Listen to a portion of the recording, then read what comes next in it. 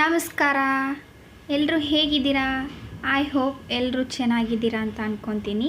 ಇವತ್ತು ನಾನು ಮನೆಯಲ್ಲೇ ಮರಳಾದಂತಹ ತುಪ್ಪವನ್ನು ಕಾಯಿಸಿ ಅದು ಬಹಳ ದಿನದವರೆಗೆ ಕೆಡದಂತೆ ಇಡತಕ್ಕಂತಹ ಹಲವಾರು ಟಿಪ್ಸನ್ನು ಕೊಡ್ತೀನಿ.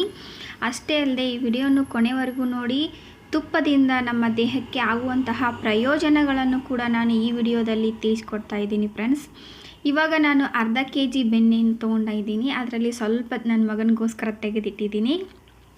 ಈ ಬೆಣ್ಣೆಯನ್ನು ಚೆನ್ನಾಗಿ 2 ರಿಂದ 3 ಸಾರಿ ನೀರಲ್ಲಿ ತೊಳೆದ್ಬಿಟ್ಟು ತೊಗೋಬೇಕು. ಯಾಕಂದರೆ ಎಷ್ಟು ದಿನ ಇಟ್ಟಿರ್ತಾರಂತ ಗೊತ್ತಿಲ್ಲ. ನಾವು ಮನೆಯಲ್ಲಿ ಆವಾಗಲೇ ತಯಾರಿಸಿದ್ರಂತೂ ಪರವಾಗಿಲ್ಲ, ಹಾಗೆ ಕಾಯಿಸ್ಬೋದು.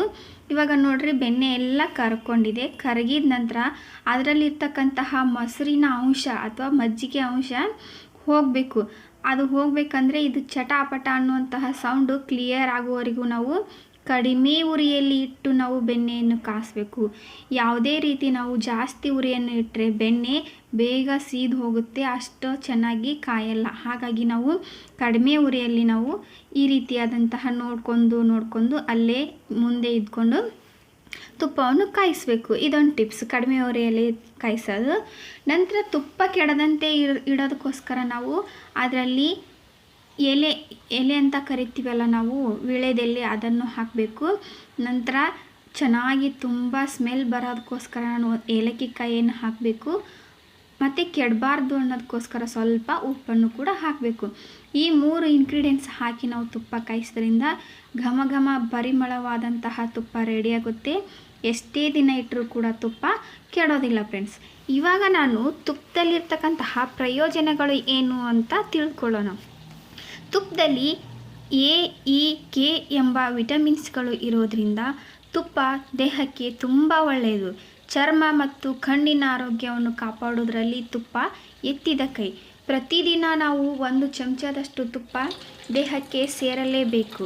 ಆ ರೀತಿ ಆಗೋದ್ರಿಂದ ಮಲಬದ್ಧತೆ ಕಡಿಮೆಯಾಗಿ ಜೀರ್ಣಕ್ರಿಯೆ ಸುಧಾರಿಸುತ್ತದೆ. ತುಪ್ಪದಲ್ಲಿ ಕೊಲೆಸ್ಟ್ರಾಲ್ ಇರ್ತೈತಿ. ಕೊಲೆಸ್ಟ್ರಾಲ್ ಇರೋದ್ರಿಂದ ಇದು ಯಾವುದೇ ರೀತಿಯ ದುಷ್ಪರಿಣಾಮವನ್ನು ಬೀರೋದಿಲ್ಲ.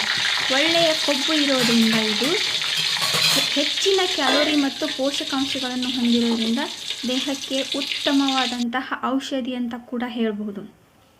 ಇದು ವೈರಸ್ ಮತ್ತು ಬ್ಯಾಕ್ಟೀರಿಯಾಗಳಿಂದ ಕೂಡ ಇದು ಹೋರಾಡುತ್ತೆ. ಹಾಗಾಗಿ ಇದರಲ್ಲಿ ಒಮೆಗಾ 3 ಇರೋದ್ರಿಂದ ಕೊಬ್ಬು ಕರಗುವುದಕ್ಕೆ ಸಹಾಯ ಆಗುತ್ತೆ. ಅದೇ ರೀತಿ ಹೃದಯದ ಆರೋಗ್ಯವನ್ನು ಕೂಡ ಇದು ಸುಧಾರಿಸುತ್ತೆ. ಹಾಗಾಗಿ ಪ್ರತಿದಿನ 1 ಚಮಚದಷ್ಟು ತುಪ್ಪವನ್ನು ಸೇವಿಸ್ತಾ ಬನ್ನಿ, ದೇಹದ ಆರೋಗ್ಯವನ್ನು ಕಾಪಾಡ್ಕೊಳ್ಳಿ.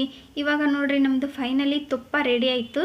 ನೀವು ಈ ರೀತಿ ತುಪ್ಪ ಕಾಯಿಸಿದರೆ ಪಕ್ಕದ ಮನೆಯವ್ರಿಗೂ ಕೂಡ ಗೊತ್ತಾಗುತ್ತೆ, ನಿಮ್ಮ ಘಮ ಅವ್ರಿಗೂ ಕೂಡ ಗೊತ್ತಾಗುತ್ತೆ ನೀವು ತುಪ್ಪ ಕಾಯಿಸ್ತಿದ್ದೀರಾ ಅಂತ.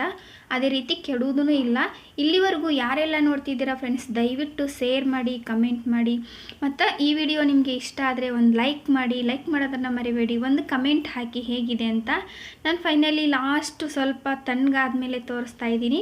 ಈ ರೀತಿ ಮರಳಾದಂತಹ ತುಪ್ಪ ನಮಗೆ ರೆಡಿ ಆಯಿತು. ನಿಮಗೆ ಇಷ್ಟ ಆದರೆ ದಯವಿಟ್ಟು ಶೇರ್ ಮಾಡಿ ನಿಮ್ಮ ಫ್ಯಾಮಿಲಿ, ಫ್ರೆಂಡ್ಸ್ಗೆ. ಇಲ್ಲಿವರೆಗೂ ಸಮಯವನ್ನು ಕೊಟ್ಟು ಈ ವಿಡಿಯೋವನ್ನು ನೋಡಿದ್ದಕ್ಕಾಗಿ ತುಂಬ ಹೃದಯದ ಧನ್ಯವಾದಗಳು. ಮುಂದಿನ ವಿಡಿಯೋದಲ್ಲಿ ಸಿಗೋಣ.